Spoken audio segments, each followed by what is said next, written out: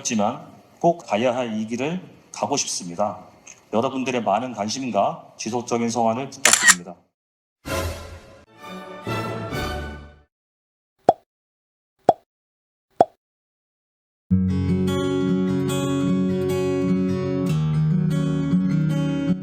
광주에 다녀왔습니다. 빅스포 2024가 열렸거든요. 화면으로 보시는 것처럼 전시장 둘러봤는데 볼 게 많죠. 미래에 와 있다고나 할까요? 그럼 빅스포는 언제부터 열렸을까요? 10여 년 전에 한전이 나주로 이전하면서 열리기 시작했습니다. 당시의 한전 재무 상황을 보면 곳간이 두둑합니다. 빚에 허덕이는 지금과 달리 그때는 돈을 주체하지 못했었죠. 연료비가 바닥을 치는데 전기요금이 고정돼 있으니까 한전은 많은 수익을 냈던 겁니다. 그런데 수익을 냈다고 민간기업처럼 월급을 올리거나 성과급을 더 줄 수는 없습니다. 그래서 넘쳐나는 돈이 문제였던 그런 날도 있었습니다. 당시에 발전공기업이 배당하겠다고 하니까 한전은 싫다고 합니다. 이게 10년 전의 일입니다. 그래서 배당도 한계가 있고 해서 한전은 지역사업을 확대합니다. 그랬더니 뜻하지 않게 가스공사가 문매를 맞습니다. 국감에서 의원들이 한전의 지역사업 예산을 들이밀면서 가스공사는 뭐하냐고 타박을 줬거든요. 그런 일도 있었습니다. 그리고 또 다른 하나는 미래에 대한 투자였습니다. 머지않은 미래에 환경변화가 불가피할 것이다. 거기에 대비하자. R&D 투자였습니다. 오늘은 전력연구원 얘기해보겠습니다. 전력연구원은 한전의 부설연구소입니다. 한전이 필요로 하는 기술만 개발하면 되는데 그렇지 않죠. 만약에 그랬다면 빅스포가 풍성하지 않았을 겁니다. 그리고 전력연구원은 매년 빅스포에서 R&D 컨퍼런스를 개최합니다. 원래 역대급으로 열렸는데 그 현장으로 가보겠습니다.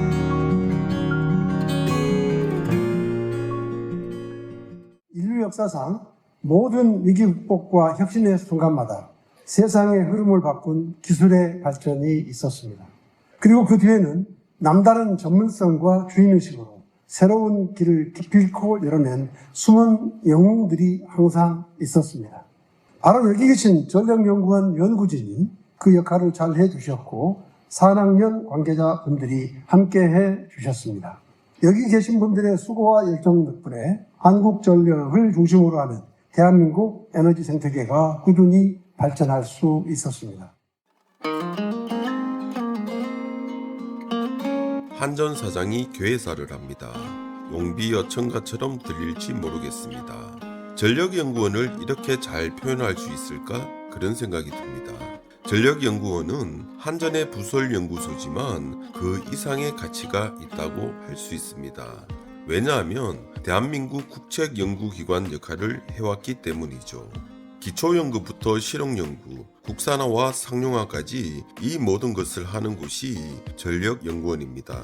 한전이 전력산업의 전부이자 에너지산업의 전부였던 것처럼 전력연구원도 대한민국 에너지의 R&D 전부였던 겁니다.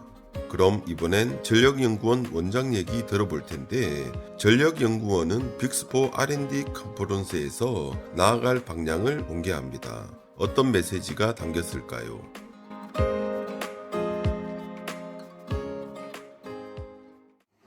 발표를 준비하면서 영화 인터스텔라의 한 대사가 떠올랐습니다. We'll find a way, we always have. 이 말은 주인공이 지구 멸망의 위기 속에서 새로운 행성을 찾아 나가면서 했던 말입니다. 인간이 언제나 문제 해결을 위해서 길을 찾아왔듯 전력연구원도 에너지 산업의 어려운 순간에 늘 길을 찾아왔습니다. 오늘 이 자리에서 전력연구원에 주어진 역할, 지금까지 달성한 성과, 앞으로의 지향점에 대해서 말씀드리도록 하겠습니다. 전력연구원은 지금을 위기라고 봤습니다. 누가 봐도 그렇죠. 탄소 중립으로 가는 압박이 높아지는 반면 한전은 200조 부채를 떠안고 있습니다. 그런데 투자를 더는 미룰 수 없습니다. 왜냐하면 변화는 시작됐고 새로운 시장이 열리기 시작했기 때문이죠. 그 시장에서 살아남기 위함입니다. 그런데 예전처럼 인프라를 무작정 까는 것이 아니라 조금 과한 표현 쓰면 기술이 에너지를 만드는 시대, 그런 시대가 오고 있습니다. 전력연구원은 그런 시대에 대비하고 있죠. 한전 사장이 취임하고 계속 강조했던 것은 에너지 신사업입니다. 이번 빅4가 풍성했던 이유는 전력연구원이 있었기 때문입니다. 오래전부터 준비했던 것들이 실험실에서 나올 정도로 성숙해졌기 때문이죠. 기술 개발이 하루아침에 되진 않습니다. 오랜 시간이 필요하죠. 전력연구원은 그런 인내의 시간을 지나 성과를 내놓으니까 한전이 재무적 위기에 빠졌어도 빅4가 풍성할 수 있었던 겁니다. 이번에 소개된 기술이나 제품이 조금 과한 표현을 쓰면 전력연구원 손길이 닿지 않은 것이 없을 정도입니다. 너무 과한 포장 아니냐, 그렇게 말하는 분들 분명 있을 겁니다. 그래서 준비했습니다.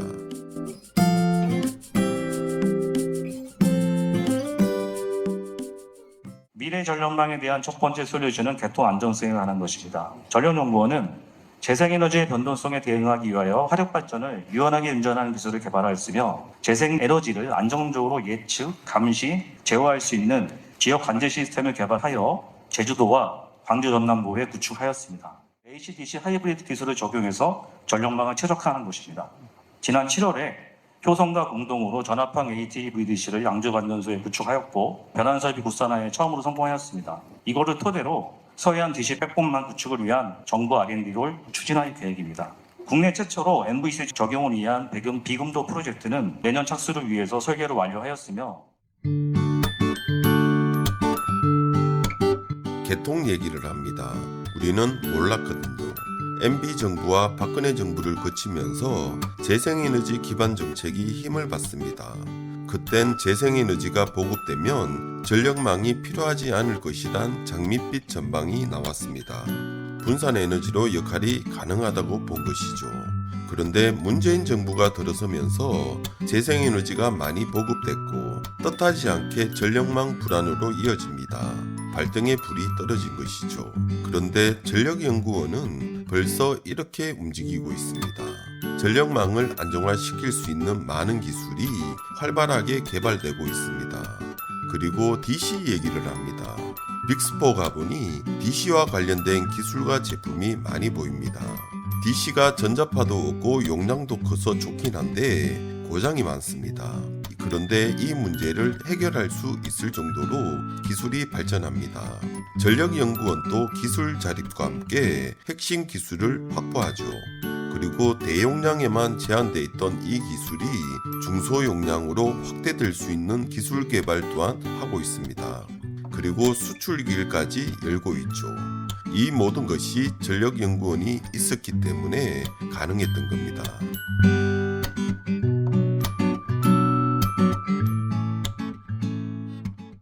전력연구원은 신뢰도 기준이 합리적으로 개선될 수 있도록 이론적 토대를 제공하기 위해서 애플이 등 해외 요수 기관과 공동 연구를 추진하고 있습니다. 또한 실시간 발전 제약 시스템을 지금 개발 중에 있는데 본 시스템을 통해서 발전 제약으로 인한 막대한 비용을 줄일 수 있도록 하겠습니다.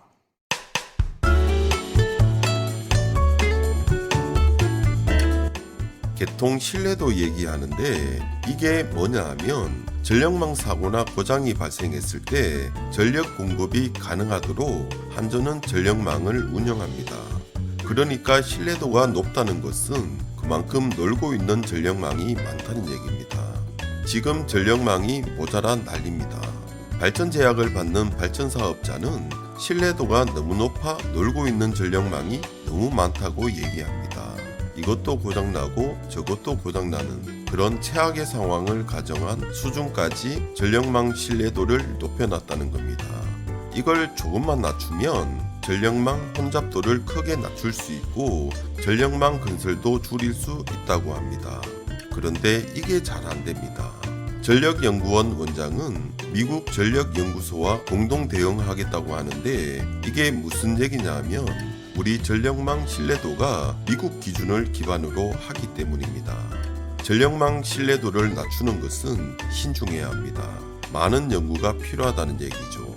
자칫하다간 광역 정전으로 낭패를 볼 수 있습니다.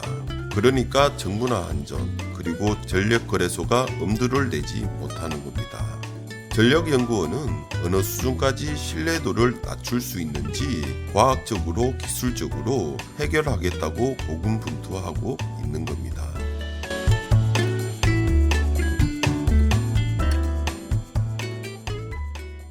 가스터빈의 수소 50%를 혼소하고 석탄에 하르게 암모니아 20%를 혼소하여 운전하는 기술은 저희가 연구원에서 시험 연수로 다 성공하였으며 27년도에 개장되는 CACP 시장에 참여해 차질이 없도록 준비하고 있습니다. 더 나아가서 암모니아를 100% 전소하는 기술과 같은 혁신 기술 개발을 위해서 국제 공동 연구도 진행하고 있다는 말씀을 드리겠습니다.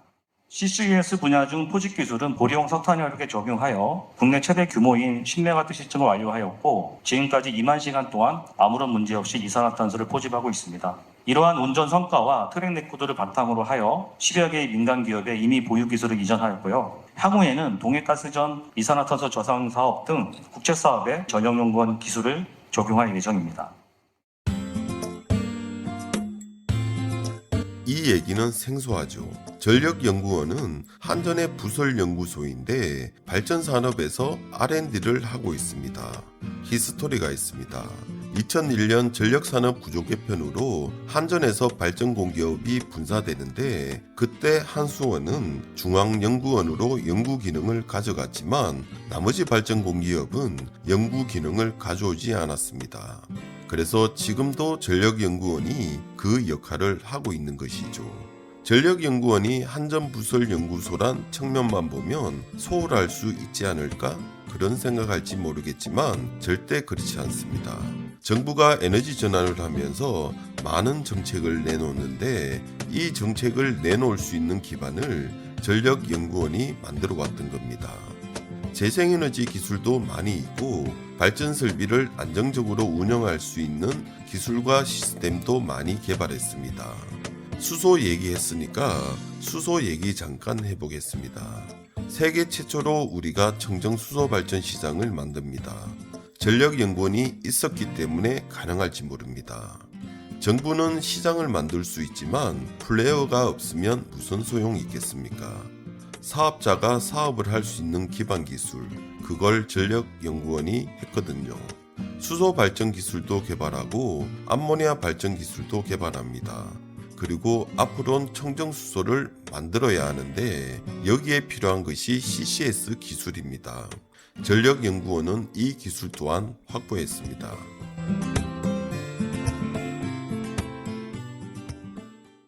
우리가 하나된 마음으로 꾸준히 노력한다면 2050년까지 약 27경원의 규모로 커질 글로벌 에너지 시장에서 더 많은 기회를 선점할 수 있을 것입니다. 앞으로 한국전력은 성장의 원동력인 R&D에 관심과 지원을 아끼지 않겠습니다. 국내 산학연뿐만 아니라 애프리 등 해외 기관과도 긴밀하게 협력해 나가겠습니다. 이를 통해 세계 최고 수준의 전기 품질을 계속 유지하고 에너지 신사업 육성과 신기술 개발에 더욱 전념하겠습니다.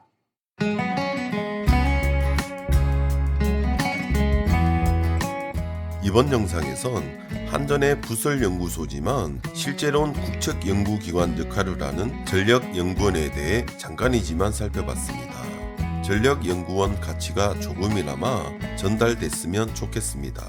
전력연구원이 하는 R&D가 한전 사업에 직접적으로 도움 주는 것도 있지만 그렇지 않은 것도 많습니다. 전력연구원이 민간기업의 기술을 이전해주는 그런 R&D가 여기에 해당할 겁니다. 그런데 결국은 한전 사업에 도움이 되죠. 왜냐하면 전력연구원이 기술을 개발하고 민간기업에 이전하면 기업은 제품을 생산해서 한전에 납품하기 때문이죠. 그리고 한전은 발전 사업을 할 수는 없지만 전력연구원은 발전산업 R&D를 주도적으로 하고 있습니다. 탄소 중립으로 가는 길을 열어주고 있죠. 그래서 전력연구원은 한전의 부설연구소지만 그 이상의 가치가 있는 겁니다. 그런데 전력연구원이 한전 자체 감사 때문에 많이 힘들다고 합니다. 지난번 국감에서 지적됐지만 한전 자체 감사가 너무 과하다는 불만이 많나 봅니다. 어떤 직원은 잠재적 범죄자가 된 기분이라고도 합니다. 군대에 가보신 분들은 알겠지만 군대에서 자기 전에 점호를 합니다. 그런데 일찍 사령이 흰 장갑 끼고 들어오면 아무리 철저하게 대비해도 그날은 무조건 깨지는 날입니다. 그런 것처럼 감사를 받는 전력연구원도 그런 기분일 겁니다. 어쨌든 잘 정리됐으면 좋겠고, 그동안 그랬던 것처럼 전력연구원이 만들어가는 미래 함께 지켜보시죠.